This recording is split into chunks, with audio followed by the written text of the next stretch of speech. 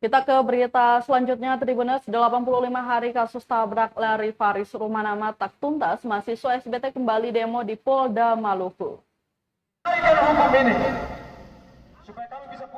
Menuntut kepastian hukum atas kasus tabrak lari Faris Rumanama tak kunjung tuntas di tangan Satuan Lalu Lintas Polresta Pulau Ambon.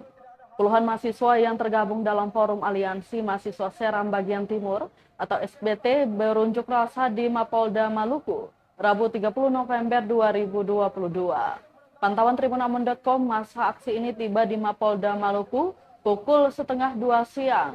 Dalam aksinya, para mahasiswa ini membawa sejumlah poster dan juga spanduk.